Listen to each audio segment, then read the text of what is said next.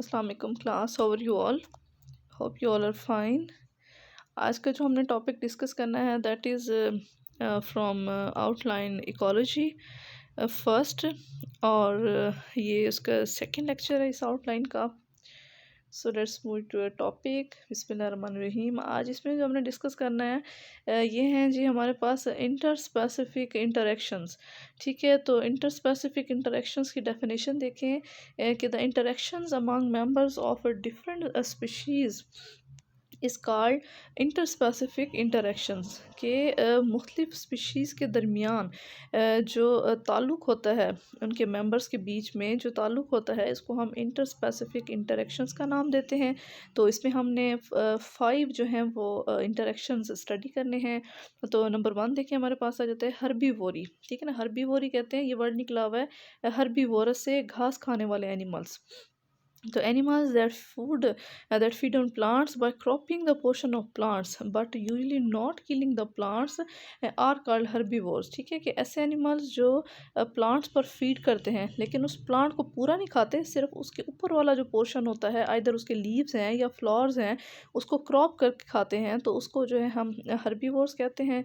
तो इसमें दो किस्म की कैटेगरीज हैं हर्बीवोर्स की। कुछ तो ग्रेजर्स होते हैं, ठीक है, जो ग्रासेस खाते हैं, मतलब घास वगैरह खाते हैं, और कुछ हर्ब्स हैं जैसे जड़ी बूटियाँ वगैरह खाते हैं, और कुछ जो है वो ब्राउज़र्स होते हैं, जैसे कि वो लीव्स पर जो उसके पत्ते होते हैं उसको खाते हैं, या फिर ट्विग्स जिनकी जो टहनियाँ होती हैं उसको खाते हैं। ठीक है, जैसे कि डियर, हिरन और रैबिट्स वगैरह हैं। और कुछ ऐसे होते हैं जो फ्रूगीवोरी होते हैं, जो सिर्फ और सिर्फ जो है वो फ्रूट खाते हैं। ठीक है, वो सीड खाते हैं, या नेक्टर नेक्टर कहते हैं जो जूस होता है फ्लावर्स के अंदर, उसको जो है वो सक करते हैं, और या फिर वो पोलन को खाते हैं। इसको हम जो है वो फ्रूगीवोरी में फ्रूट्स आ गए, और बाकी सारी ये कैटेगरीज हैं। ठीक है, जो दूसरा हमारे पास इंटरेक्शन है दैट इज़ प्रीडेशन। ठीक है जी, प्रीडेशन हम कहते हैं शिकार करना। तो an animal that prey other animal is a predator, कि ऐसा एनिमल जो किसी दूसरे एनिमल का शिकार करता है उसको हम शिकारी कहते हैं। And the animal that is caught and eaten is prey, और वो एनिमल जो खाया जाए, यानी कि जिस बेचारे को खाया गया है, उसको हम प्रे का नाम देते हैं, शिकार का नाम देते हैं। और इस होल प्रोसेस को हम प्रिडेशन कहते हैं। जैसा कि कैट और माउस है, ठीक है, फ्रॉग एंड मॉस्कीटो है, रैबिट और फॉक्स हैं, हॉक एंड बर्ड हैं, सील एंड फिशेस। तो ये तमाम प्रीडेटर प्री की रिलेशनशिप में आते हैं। अब इस रिलेशनशिप की क्या अहमियत है? What is significance of this predation? The size of populations of predator and prey are related to each other। ठीक है, कि अल्लाह ताला ने प्रेडेटर और प्रे की जो पॉपुलेशन है उसमें एक बैलेंस रखा है, कि if the number of prey is larger, अगर तो जो है शिकार जो है जिस एनिमल को खाया जाता है, अगर वो उसकी तादाद ज़्यादा है, तो ऑटोमेटिकली प्रीडेटर्स भी क्या होंगे, उसको शिकार करने वाले की भी तादाद क्या होगी, ज़्यादा होगी। उसी तरह अगर प्रे की अमाउंट डिक्रीज़ हो जाती है, तो ऑटोमेटिकली जो प्रेडेटर हैं उसकी अमाउंट भी क्या हो जाएगी, डिक्रीज़ हो जाएगी। तो इस तरह जो है ये एक साइकिल मौजूद है हमारी नेचर में। तो दूसरे हमारे पास आ जाते हैं जी इंटर स्पेसिफिक कॉम्पिटिशन्स। तो इसमें देखें ना कि जो डिफरेंट स्पीशीज़ हैं उनके दरमियान एक ख़ास किस्म का कंपटीशन रहता है, एक मुकाबला रहता है। तो इसको हम इंटर स्पेसिफिक कंपटीशन कहते हैं। ठीक है, कि दो मुख्तलिफ स्पीशीज़ हैं, तो अब वो किस लिए एक दूसरे से compete करेंगी, रिसोर्सेज के लिए, वसाइल के लिए। एक इन्वायरमेंट में रहते हुए, एक जगह पे रहते हुए उसके जो रिसोर्सेज हैं उसके लिए वो स्पीशीज़ आपस में compete करती हैं। तो इसमें जो एक स्पीशीज़ है उसको यकीनी तौर पर उस जगह को या तो छोड़ना पड़ता है, या फिर वो एक्सटिंक्ट हो जाती हैं। तो जो दो स्पीशीज़ हैं वो कोएग्जिस्ट भी रह सकती हैं, अगर वो सम टाइम ऐसा होता है कि, और वो उसी रिसोर्सेज को जो है वो इकट्ठे यूज़ करती हैं। ठीक है, अदरवाइज़ जो है उन दोनों में से एक जो स्पीशी है उसको एक्सटिंक्ट होना पड़ता है। ठीक है जी। तो नेक्स्ट हमारे पास इसके एग्जांपल देख लें आप, कि रॉबर्ट मैक ऑर्थर था, उसने देखा कि studies the 5 species of warblers bird. ठीक है ना, बर्ड से उसको उसने स्टडी किया। वो जो है एक ट्री में रहते थे। They all were caterpillar prey. ठीक है, वो तमाम के तमाम ना कैटल पिलर को खाते थे। कैटल पिलर कहते हैं ये एक इंसेक्ट की एक फॉर्म है कैटल पिलर्स। ठीक है, ये उसमें से एग में से निकलता है। तो ये उसकी जो है फॉर्म है हमारे पास इंसेक्ट की। तो इसने क्या किया, दे partitioned there Spurs tree habitat. तो इन्होंने क्या किया, इन्होंने जो दरख्त थे जिसको हम सनोबर का दरख्त कहते हैं उस पर ये रहते थे, उन्होंने जो है उसको आपस में डिवाइड कर लिया। So he found the preferred region for ageing, तो उन्होंने उसी पे फीड करना शुरू कर दिया, लेकिन उनके जो रीजन थे वो ओवरलैप्ड थे, लेकिन उनके बीच में जो कंपटीशन था वो लिमिटेड था। तो इसलिए जो है वो क्या हो गए, ये स्पीशीज़ एग्जिस्ट कर गई, एक ही दरख्त पर रहते हुए भी वो मुख्तलिफ स्पीशीज़ थी, उन्होंने एक दूसरे को टॉलरेट किया। नेक्स्ट हमारे पास आ जाता है को एवोल्यूशन। ठीक है, को हम कहते हैं कंबाइन, ठीक है ना, इकट्ठा। So the coordinated evolution of the ecologically related species in such a way that the each species exert strong selective influence on an other.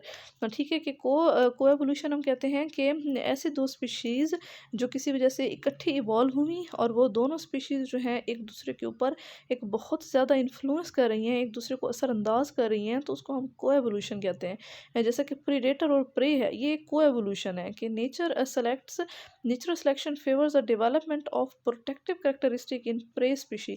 अब जो प्रे स्पीशीज़ हैं, जिस स्पीशी ने शिकार हो जाना है, उसके अंदर कुदरत ने कुछ ऐसे हिफाजती करैक्टरिस्टिक रखे हैं जिससे वो अपने आप को जो है वो प्रोटेक्ट कर लेती है फ्रॉम प्रेडेटर। उसी तरह सिमिलरली सिलेक्शन फेवर करैक्टरिस्टिक इन प्रेडेटर, उसी तरह जैसे ही प्रे जो है वो स्ट्रॉन्ग होता गया वैसे प्रेडेटर स्ट्रॉन्ग होता गया। So these predators are better adapted to catch and immobilise prey. अब प्रे जितना भी स्ट्रॉन्ग हो जाए, प्रेडेटर उसको क्या कर लेता है, अडॉप्ट, उसके अंदर ऐसे अडोप्टेशंस हैं कि वो उस प्रे को कैच भी कर लेता है, उसको पकड़ भी लेता है और उसको इमोबलाइज कर देता है, उसको जो है वो बेजान कर देता है। सो द प्रेडेटर प्रे जो रिलेशनशिप है वो इकट्ठी इवॉल्व हुए। तो जैसे ही प्रेडेटर स्ट्रांग होता है उसी तरह प्रे भी स्ट्रांग हो जाता है। ठीक है, अब दूसरा इसमें देखें, आपके पास एग्जांपल है फ्लोरिंग प्लांट्स एंड पोलिनेटर्स। ठीक है, तो कुछ हमारे पास जो फ्लोरिंग प्लांट्स हैं और एनिमल पोलिनेटर्स हैं ये भी इकट्ठे इवॉल्व हुए हैं। कैसे कि the flowers develop different colours. अब जाहिर है प्लांट को जो है पोलिनेशन के लिए अपने जो उसके उसके पोलन ग्रेन्स होती हैं उसकी डिस्ट्रीब्यूशन के लिए एनिमल्स की ज़रूरत है। ठीक है, तो जैसे ही अब उन एनिमल्स को अट्रैक्ट करने के लिए जो है उनके फ्लावर्स जो हैं वो डिफरेंट कलर्स के जो है वो ओरिजिनेट हुए, और जिसकी वजह से क्या हुआ, and odours to attract the pollinator, जिससे उन पोलिनेटर्स ने जो है पोलिनेटर्स को इन्होंने क्या किया, बहुत ज़्यादा अट्रैक्ट किया। ठीक है, वो फ्लावर्स का कलर ऐसा होता है कि वो जो पोलिनेटर्स हैं वो इनकी तरफ अट्रैक्ट होते हैं। ठीक है, so the insect pollinated flowers are usually yellow और ब्लू। तो ऐसे फ्लावर्स जिनके अंदर पोलिनेशन इंसेक्ट्स के थ्रू होनी होती है उनका कलर मोस्टली येलो होता है या ब्लू होता है। ठीक है, क्योंकि जो इंसेक्ट्स हैं वो इन वेवलेंथ की लाइट को बड़ी जल्दी जो है वो रिकॉग्नाइज कर लेते हैं और वो उन पेटल्स पे आके बैठ जाते हैं। इसके अलावा हमारे पास हमिंग बर्ड्स हैं, ये भी फ्लावर को पोलिनेट करते हैं, लेकिन जो है ये ट्यूबुलर और जो रेड फ्लावर्स हैं ये उसको सेलेक्ट करते हैं। ठीक है, क्योंकि उनकी जो सेंस ऑफ स्मेल तो पुअर होती है but they can see red very well. ठीक है, तो वो रेड कलर को बड़ी अच्छी तरह से देख सकते हैं। और उसके अलावा जो हमिंग बर्ड्स हैं उनकी जो बीक्स हैं, चूंच है, वो बहुत स्ट्रॉन्ग होती है, एक बड़ी स्ट्रॉन्ग अडोप्टेशन है, and they allow them to reach far into tubular flower. जो ट्यूबुलर फ्लावर होते हैं उनके अंदर तक उनकी जो चूंच है वो पहुंच जाती है, और उसके अंदर हॉवरिंग एबिलिटी भी है। हॉवरिंग कहते हैं कि वो अपने परों को फड़फड़ाते रहते हैं जब तक जो है वो नेक्टर को फीड करते रहते हैं। They have no need for perch, तो उनको जो है उसको इर्द गिर्द उड़ने की ज़रूरत नहीं है, बस वहीं ठहरे हुए जो वो क्या कर लेते हैं, नेक्टर को फीड कर लेते हैं। ठीक है जी, तो नेक्स्ट हमारे पास जो फिफ्थ इंटरेक्शन है that is very important, this is symbiosis. ठीक है, सिम्बियोसिस में क्या होता है कि the continuing and intimate association between two different species, कि जो दो मुख्तलिफ स्पीशीज़ के दरमियान एक मुसलसल रहने वाला कनेक्शन है उसको हम सिम्बियोसिस कहते हैं। ठीक है, तो इसमें हमारे पास सबसे पहला आ जाता है पैरासाइटिज्म, की ऐसा एसोसिएशन जिसमें एक एनिमल किसी दूसरे एनिमल पे रहता हो, इसको हम पैरासाइटिज्म कहते हैं। तो जो होस्ट है, होस्ट वो एनिमल होता है जिस पर कोई दूसरा एनिमल रह रहा होता है। ठीक है, तो जो है होस्ट उस वक्त तक सर्वाइव करता है जब तक पैरासाइट अपना लाइफ साइकिल कंप्लीट ना कर ले। And the relationship between a parasite and it's host mostly complex होता है, और कुछ पैरासाइट ऐसे भी होते हैं जिनके होस्ट जो हैं वो एक से ज़्यादा होते हैं, मल्टीपल होस्ट होते हैं। तो डेफिनेटिव या फाइनल होस्ट कौन सा होता है, ऐसा host in which the sexual stages of parasite live, जिसमें जो पैरासाइट की सेक्शुअल स्टेजेस जो हैं वो आके उसके अंदर पास आउट होती हैं, उसको हम डेफिनेटिव होस्ट कहते हैं। इसका नतीजा क्या निकलता है, it produces and releases thousands of eggs in life time, ठीक है।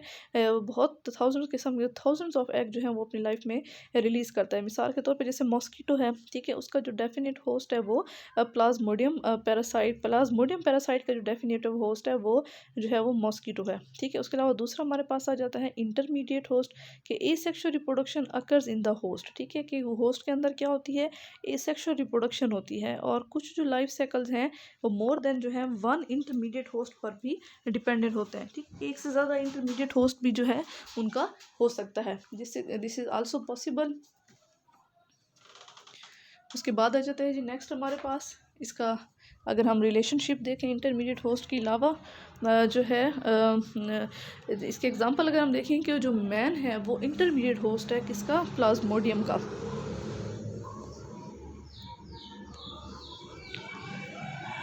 ठीक है जी, तो नेक्स्ट हमारे पास जो है एक टॉपिक आ जाता है दैट इज़ कमेंसलिज्म, ठीक है। कमेंसलिज्म हमारे पास है एक ऐसा रिलेशनशिप जिसमें एक मेंबर को तो फ़ायदा हो लेकिन जो दूसरा मेंबर है उसको ना तो नुकसान हो ना ही फ़ायदा हो, ठीक है। इसको हम कमेंसलिज्म कहते हैं। So it is difficult to differentiate parasitism and commensalism. Natural situation में तो हमें नहीं पता चल रहा होता कि कौन जो है इसमें हार्मफुल हो रहा है या किसी को नुकसान हो रहा है, किसी को फ़ायदा हो रहा है। अब इसका अगर मिसाल देखें तो ब्रैंकल्स हमारे पास जो हैं ये वेल की बैक के साथ अटैच रहती हैं, ठीक है ना, और जो है and get turtle free ride to better feeding place, ठीक है। और जो है वो टर्टल और वेल के साथ अटैच रहती हैं और क्या होती हैं कि वो उनको वेल जो है वो उनकी फीडिंग प्लेस तक आसानी से पहुंचा देती हैं, ठीक है। जबकि इसके बदले में जो वेल्स हैं उसको कोई फ़ायदा नहीं होता। और जो शार्क्स हैं उनके अंदर एक स्मॉल फिश होती है उनके साथ, जिसको हम रेमरस कहते हैं, वो उनके साथ अटैच रहती है। So as the shark feed, जब शार्क जो है वो खुराक खाती है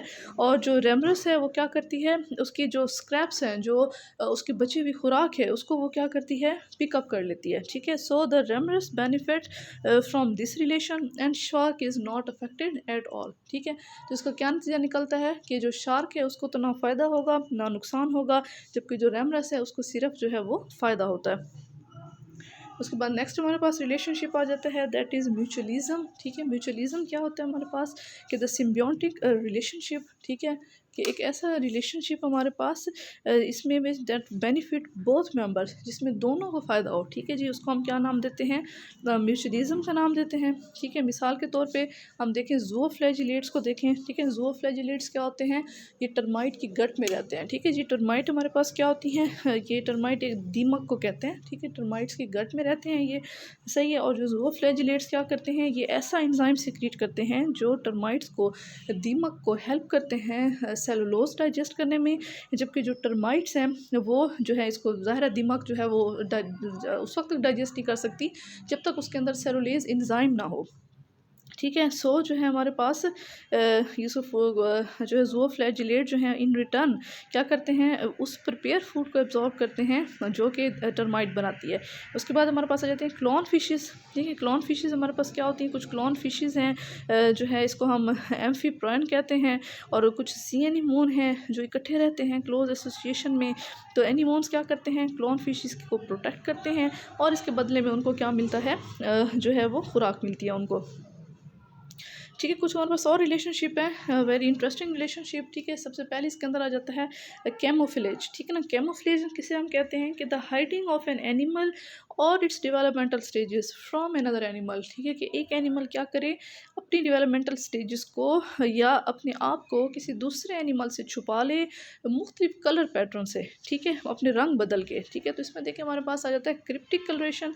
इस केस में क्या होता है कि animals takes on the colour patterns of its environment. Animal क्या करता है, हम जिस इन्वायरमेंट में वो रह रहा होता है उसी इन्वायरमेंट के रंग को अपने ऊपर अडॉप्ट कर लेता है। तो हमें वो एनिमल दिखता नहीं कि वो कहाँ बैठा है एक्चुअली। अगर ग्रीन कलर का इन्वायरमेंट होगा बैकग्राउंड का तो खुद को ग्रीन कर लेगा, ठीक है। तो लाइक दैट। तो काउंटर शेडिंग क्या होती है, ये भी कैमोफ्लेज है। इसमें जो है ये फ्रॉग और टोड के एग्स में होती है। ये कैसे होती है कि they are darkly pigmented on top but lightly pigmented on bottom, ठीक है। अगर इसके एग को देखें, फ्रॉग के एग को, तो ये ऊपर से तो डार्क होता है लेकिन जो अंदर से इसका जो बॉटम होती है वो क्या होता है, लाइट होता है। सो व्हेन अ बर्ड और प्रेडेटर इसको ऊपर से देखता है तो वो उसको डार्क नज़र आता है, वो उसको नज़र नहीं आता। जबकि जो फिशेज़ हैं उस एग को जब नीचे से देखती हैं, क्योंकि फिशेज़ पानी के अंदर रह रही होती हैं, उसको बॉटम बॉटम नज़र आ रहा होता है, तो वो लाइट होता है तो फिशेस भी उसको नहीं देख सकती। तो इस तरह दोनों अपर एंड लोअर साइड पे उसका जो एग है वो क्या रहता है, प्रोटेक्टेड रहता है। ठीक है, तो दूसरा हमारे पास है एपोस्मेटिक कलरेशन। अब इसमें क्या होती है कि some animals protect themselves by being dangerous और डिस्टेस्टफुल टू प्रेडेटर्स। ये अब इस तरह के केमिकल्स ये एनिमल्स रिलीज़ करते हैं कि वो जो है वो प्रेडेटर्स को बुरे लगते हैं, वो मतलब प्रेडेटर्स को उनका टेस्ट बुरा लगता है। ठीक है, तो इस तरह जो प्रेडेटर क्या करता है उसको छोड़ देता है। So they advertise their condition by conspicuous coloration that a clearly signal predator to stay away. वो इस तरह की अपने ऊपर मतलब कलरेशन लेकर आते हैं जिसको देख के प्रेडेटर को लगता है कि शायद ये डिसटेस्टफुल हैं या फिर ये पॉइजनस हैं। ठीक है, सो द स्कंक है साइड शार्प वाइट स्ट्रिप्स, कि हमारे पास स्कंक एक एनिमल है वो अपने ऊपर शार्प वाइट स्ट्रिप्स रखता है, जबकि जो पॉइजनस स्नेक हैं वो ब्राइट कलर्स रखते हैं। ठीक है, जो कलर पैटर्न्स हैं ये वार्निंग के लिए भी इन्वॉल्व हो सकते हैं। नेक्स्ट हमारे पास है मिमिक्री। मिमिक्री कहते हैं किसी की नकल उतारना। ठीक है, तो ऐसा फिनोमिना इसमें एक स्पीशीज़ जो है वो बेनिफिट होती है by superficial resemblance to an unrelated species. अब एक्चुअली वो स्पीशी जो है उसके अंदर वो करेक्टर नहीं है, लेकिन वो क्या करती है किसी दूसरी स्पीशी के करेक्टर को कॉपी करके अपने ऊपर जो है वो हावी कर लेती है और उसी का ही वो फ़ायदा लेती रहती है।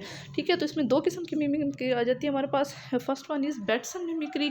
इसमें क्या होता है, in which one species called the mimic, ये क्या करती है, ये रिजेंबल करती है, ये दिखती है कैसी, अ सेकंड स्पीशी, किसी और स्पीशी जैसी दिखती है और उसकी वजह से ये प्रोटेक्ट हो जाती है। मिसाल के तौर पे flies belonging to the family Syrphidae. ठीक है, ये क्या करती हैं कि different species of this family are often given respect that the bees and wasp command. ठीक है, इनकी जो शक्ल है इन फ्लाइज की इस तरह की होती है जैसे वास्प और बीज की होती है। ठीक है ना, भीड़ होते हैं जैसे हमारे पास शहद की मक्खियाँ, उस जैसी शक्ल इनकी होती है। ठीक है, क्यों, because some of the flies are hairy with yellow and black band similar to bees. तो क्योंकि इनकी जो अपेयरेंस होती है ना वो हेरी होती है, इसका कलर येलो होता है और ब्लैक होता है और ऐसा लगता है जैसे ये बीज हो, बट एक्चुअली ये नहीं होती। इसी तरह अदर जो हमारे पास सर्फिड फ्लाइज हैं, they lack city and are uniformly black similar to many wasp. ठीक है, कुछ ऐसी हैं जो वास्प जैसी लगती हैं। ठीक है, सो लाइक बीज जो है syrphid flies usually hover round the floor. ठीक है, वो फ्लोर के गिर्द हॉवर तो करती रहती हैं, फड़फड़ाती तो रहती हैं, but they neither bite not sting, ना तो वो काट सकती हैं ना वो डंग मार सकती हैं। ठीक है, so it is easy to distinguish from bees. So और flies has one pair of wings and bees and wasp has two pair. अब हमें कैसे पता चलेगा कि कौन सी फ्लाई है? अगर तो उसके ऊपर एक पेयर ऑफ विंग है तो वो सेपरेट फ्लाई है, और अगर उसके अंदर दो पेयर ऑफ विंग्स हैं तो या तो बीज हैं या फिर वास्प्स हैं। ठीक है, उसके बाद मुलेरियन मिमिक्री क्या होती है, हमारे पास सेकंड फॉर्म है मिमिक्री की। ये उस वक्त होती है कि when the model and mimic both are distasteful. ठीक है, कि जब दोनों ही, जिसको कॉपी किया जा रहा है और जो कॉपी कर रहा है, दोनों ही जो हैं वो क्या हों, डिसटेस्टफुल हों।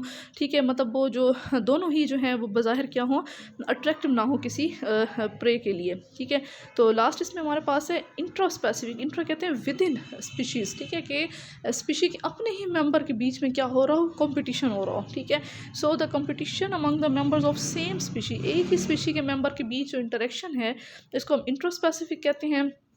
मिसाल के तौर पे एनिमल्स यूटिलाइज सिमिलर रिसोर्सेज, क्योंकि एक ही स्पीशी में रहते हुए एनिमल्स एक ही रिसोर्सेज यूज़ कर रहे होते हैं। ठीक है, so therefore the interfere with each the resources. तो क्या करते हैं, एक ही दूसरे के रिसोर्सेज के साथ क्या करते रहते हैं, इंटरफेयर करते रहते हैं, एक दूसरे को डिस्टर्ब करते रहते हैं। ठीक है, सो जो है, और वो होते भी ज़ाहिर आइडेंटिकल हैं, तो इसलिए जो इंट्रा स्पेसिफिक कॉम्पिटिशन है कि अक्सर औकात ज़्यादा शिद्दत इख्तियार कर जाता है। ठीक है, अब इसमें दो किस्म हैं कि it can occur without coming into direct contact, कि ज़रूरी नहीं कि ऑर्गेनिज्म एक दूसरे के साथ डायरेक्ट कांटेक्ट में हो। मिसाल के तौर पे a bird gets the worm but it does not actually see the latter bird. ठीक है, कि उसने एक वर्म को इनटेक किया लेकिन उसको मालूम नहीं होता कि उसके बाद किस बर्ड ने आके फिर मजीद अगले वर्म को इनटेक किया। इसी तरह it can occur when one individual directly effect किया। इस तरह भी हो सकता है कि किसी एक ही रिसोर्सेज के लिए दोनों एनिमल्स क्या कर रहे हों, एक दूसरे से लड़ रहे हों। ठीक है, मिसाल के तौर पर टेरिटोरियल बिहेवियर है।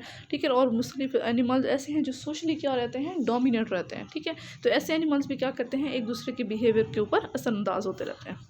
थैंक यू सो मच जी वॉच।